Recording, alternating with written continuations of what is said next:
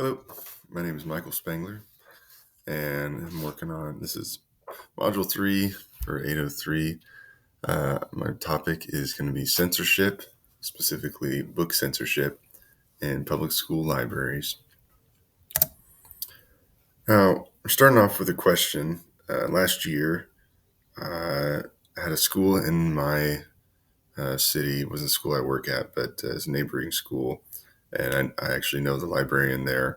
They were in the news, and they had three books that were being questioned by the board as to whether or not they should remain in that school.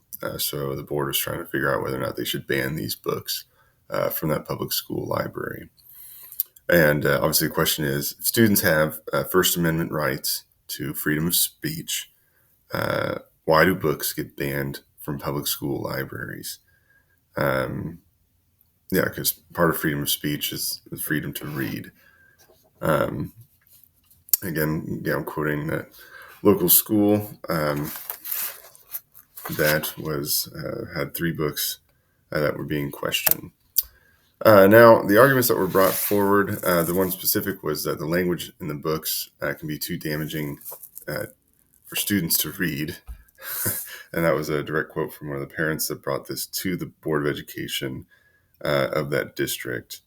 And she had some other pretty good arguments, like, she was quoted in saying that I think we feed our minds that determines how we act in our lives, and that we can have an effect on mental health and emotional health as well as what you learn from it. And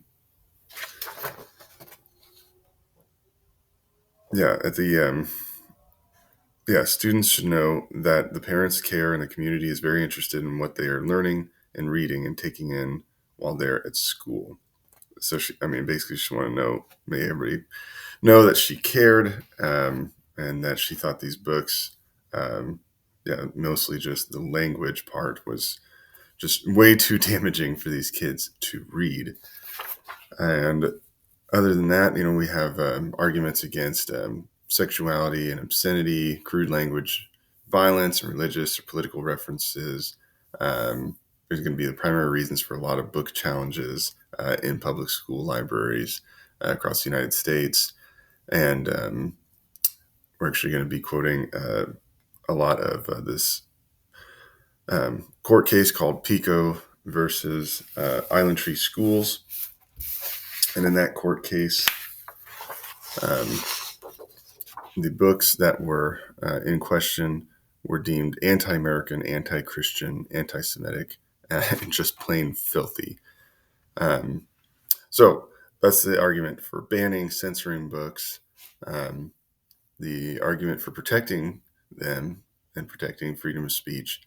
Again, I'm going to quote the Island Tree Schools versus Pico, that the government, in this case, a public school, cannot restrict speech because it does not agree with the content of that speech.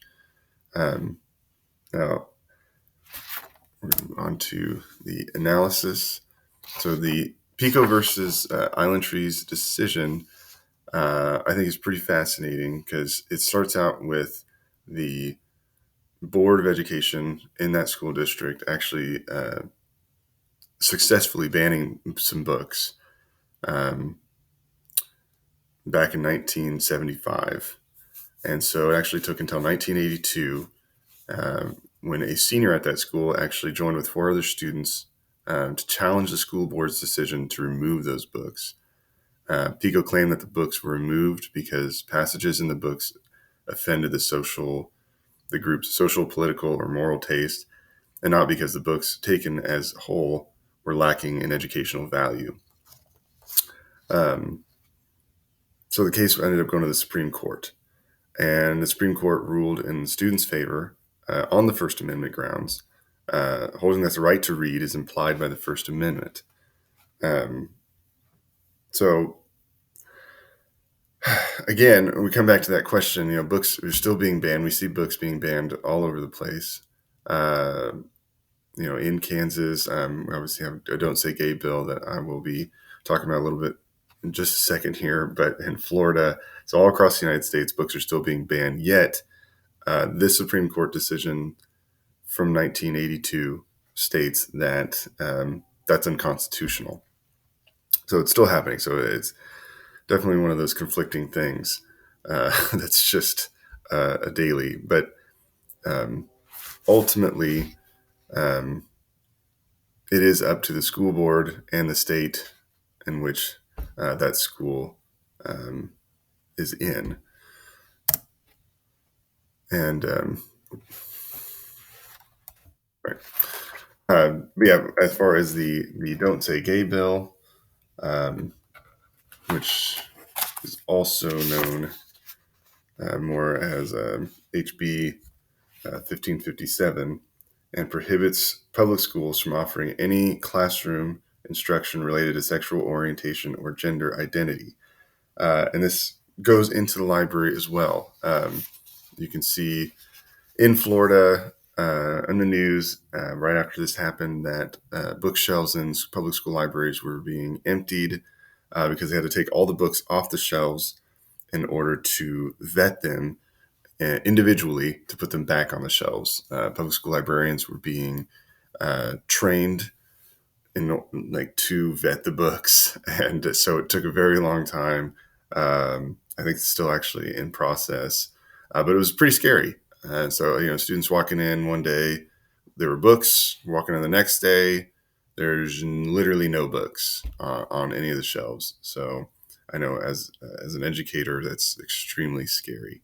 So again, we see that these things are being uh, questioned all over the place in the United States, even though there are constitutional rights for these students. Lessons learned, like while students do have the freedom of speech, it's limited and under the control of the local and state boards of education.